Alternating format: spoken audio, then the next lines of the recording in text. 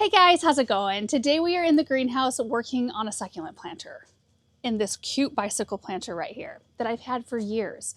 But I forgot I had it because I had it stashed for whatever reason in a closet upstairs. I cleaned that closet out this weekend and I found all kinds of cool stuff. So it made me feel re-inspired to tackle getting this made. And I am going to be taking this down to the garden center when we're all done with it. I just think it is so cute, and you could use this as so many different things. I mean, it's not intended to be a planter, I don't think. More of a basket that you can store whatever in, mail or, all kinds of different things. But I thought when I initially bought it, and I think I got it at Joann's however many years ago, I thought I could line this with moss and then we could fill it up with something really beautiful. I mean, it looked cute with spring flowers too, like little primrose or pansies, and you could swap it out for other things. Anyway, I did put together a quick stand for it because I thought, well, what wall am I going to hang it on in here? The only one that we have available is this. And there's plants all around it. It's all junky around it. So I decided this is the best route. I just found a little board that fit it perfectly. Then I cut a couple of these boards and screwed them in from the front, and then cut this one, screwed it in from the side. And then I put in these little hooks with the little circle. I don't know what those are called. And then one up here so that it would kind of hold it back. And I think I've tested it a lot. Like I can put lots of weight and pressure on it and it doesn't fall forward. I mean, I think if you can tip it if you want to, but I think it'll be okay. You can always pop something on the back too if you need to. But I just used some black spray paint and painted it up real quick so we'd have a solid background of sorts.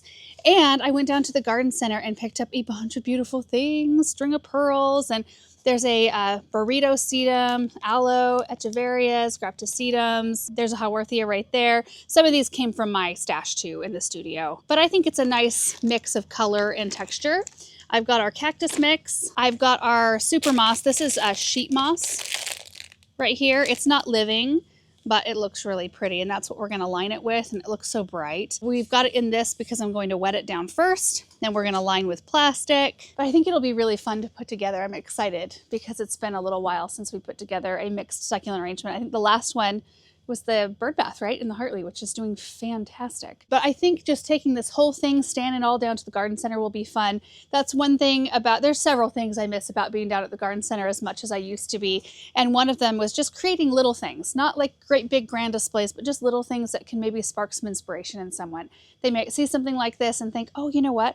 I have a basket that I could line and fill with plants. I think I'd like to try. Or they can buy the whole thing. A lot of people buy these sorts of things as gifts, but it's just there to just I don't know, be a little bit of guidance or a little bit of inspiration for people. Anyway, I think what I'm gonna do is set up some cameras here and just try to talk through the process and just enjoy our time in here, because this morning it was 13 degrees outside, and in here right now it's a lot warmer than that. So we're just going to enjoy the warmth while working with some plants. So I put some water in my bucket right here just to wet down the moss, and the only reason why we do that is it helps it form better to our mold, I guess, or our basket. And I love this super moss because it comes out in kind of largish sheets, which makes it quite easy. So we're just going to take it, and we want the whole thing lined with it. Look at that. Oops. Kind of flip it over the edge just a little bit right there. That way we have some extra to tuck back over the edge when we're all done. And I'm just going to continue doing that until that step's done. I'm going to pray that I have enough of the super moss to stretch. We'll do the whole front side first, just to make sure. Ooh, that's chilly. The water's really chilly.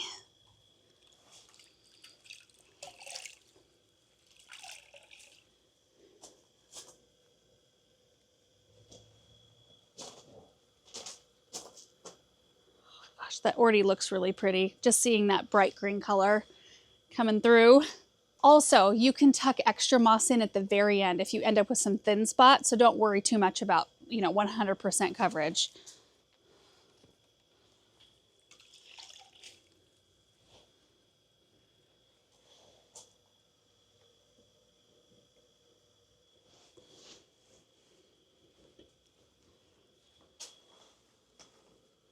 In this case, because this is a wall planter, you can skip lining the back of it because you won't ever see it, and there's going to be a big mound of plants, so that'd kind of be a waste of moss, so I'm not going to do that. I'm just doing the sides, which you can already see are done, and then the bottom.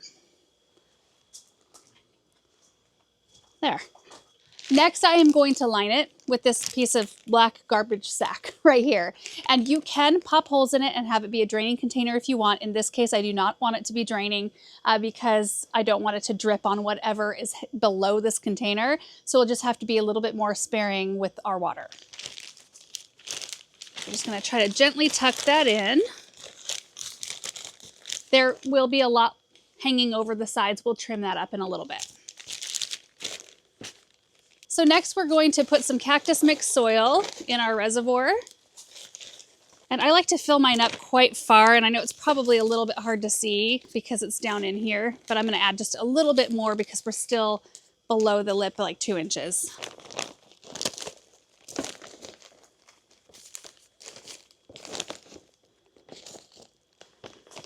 I would much rather have to take out soil during planting than have to add it in the middle.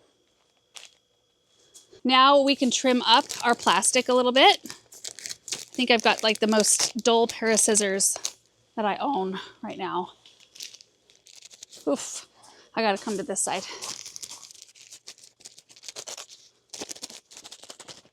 Okay, so now we just have to do the planting. The way I like to approach arrangements like this is to use all of my dangly plants, all my like trailing plants first. So I can tuck those in around the sides and then I can build up from there. And typically succulents end up being, for me, more of a mounded arrangement, and the soil can even end up mounding with it.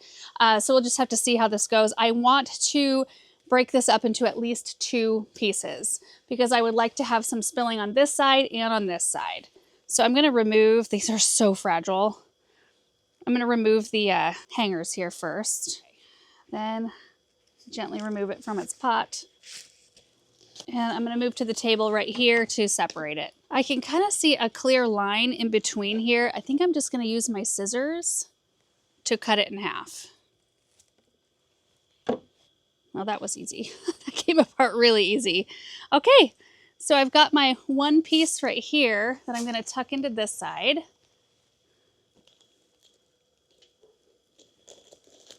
Oh, it's already so pretty. One plant in and I love it. I love it already. And I slightly tip the root ball so I get even more of the spill action going on. It's gorgeous. And you know, I'm going to put the other piece here, but I think I'm going to build from this side over so that I don't constantly rake my arm across the plant. So I think I'm going to go in with this echeveria next. We're just going to tuck that sort of up and to the side. And then I think, is this a type of sedum or graptus sedum? I can't remember. But I like to try to vary the color a little bit with each new plant that I put in.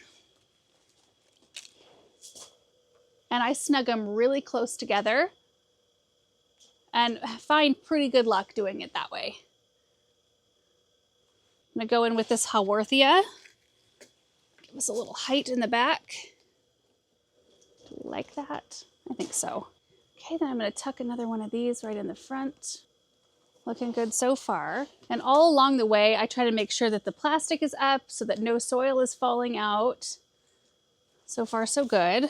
So we've got this echeveria right here that I want to put in next. You can see it's about ready to bloom, but it's got all of these lower leaves that don't look the best. So I'm just going to remove those. And being careful the whole time not to touch the rosette right here, because, and I'll show you as an example on this leaf right here. Well, you can see where I just put my thumb. It makes spots on the leaves and can make the plant look quite messy. So it's really nice to find a plant that looks like this. Like nobody's touched that.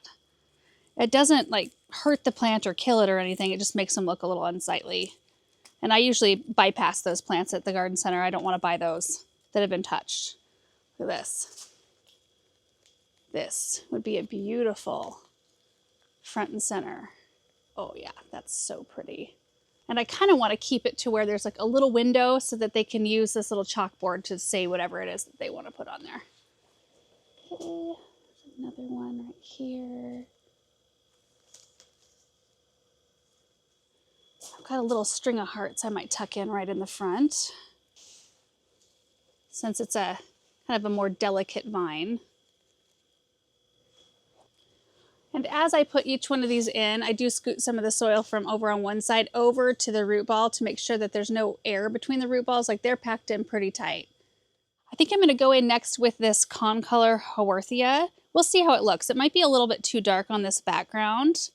It's a really pretty plant. Oh, and it's not rooted very well at all. Let's check this out. I see little roots, so I think we're okay. Huh. Well, it'll be easy to set in there. Grooming it up just a little bit. And what if we pop it like right in here? That is gorgeous. See, I like to have the different textures here. You know, you've got something spiky and more grassy, something that's got some white variegation. You've got big and bold with the echeveria there. Really nice. I do need something to pop right back here, and I don't think I have anything tall enough. I'm gonna have to go into the studio and find something. So this one is a Peperomia dolibriformis. It's really interesting looking, but the contrast to the black background is gorgeous. See how it tucks in. That's really pretty. And then we've got this Peperomia ferrerae, F-E-R-E-Y-R-A-E.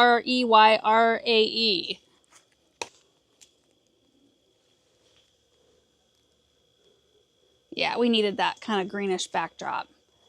Okay, now I'm going to make room for the burrito sedum here. Gonna remove some of the soil. Succulents are not super deep-rooted plants, typically. So you can usually remove quite a bit of the soil and even a little bit of the root ball, and they're just fine with that.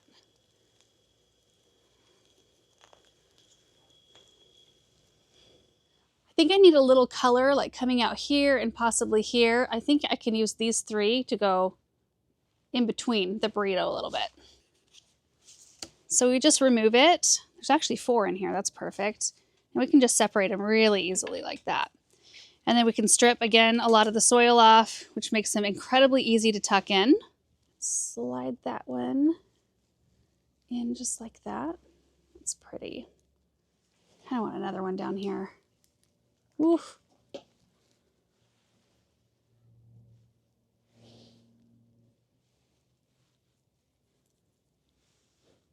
I did something like this. Yeah, that would look pretty. What is this? Doesn't say.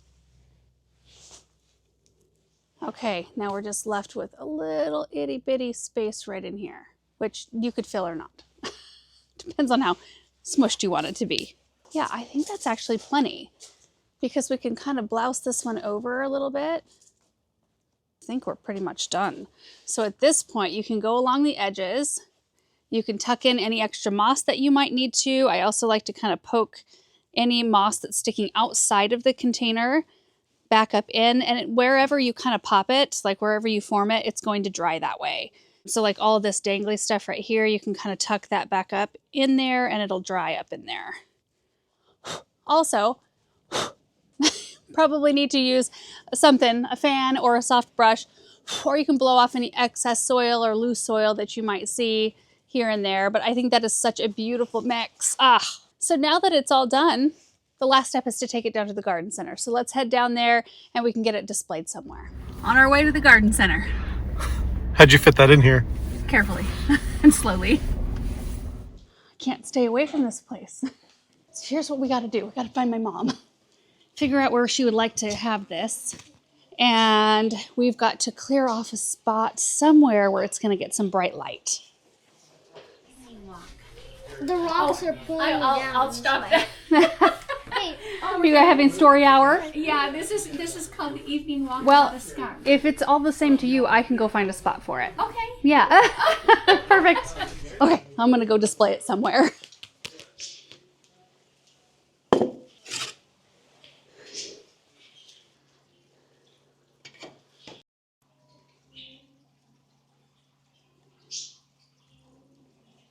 Okay, it tucked in beautifully right here, and you can see it's right in the glass portion of the sunroom. So it's gonna get plenty of light, so I think it'll be very happy right here. And there's still a little bit of space on the table for some other things, like maybe we could even move a couple of these back. I moved a few of them up here so I could not knock them over in my attempt to put this on the table. And these plants are probably happy because most of them, except for the few that I used from our studio, which are mainly these back in here, they're all back home because this is where I got them just a couple days ago. That's really fun though, I love it. So as far as care goes, you see that I just watered it in just now. And because it's non-draining, you just have to be really careful not to overwater, especially because they're succulents, which is kind of nice because you will water even less with a non-draining container. Oftentimes down here, they do use a moisture meter. So they pop a moisture meter down into the container and it'll tell them where the moisture level is. And that way they know how much to give. And that's a really good way, especially if you're just starting out or are a little unsure about what to do.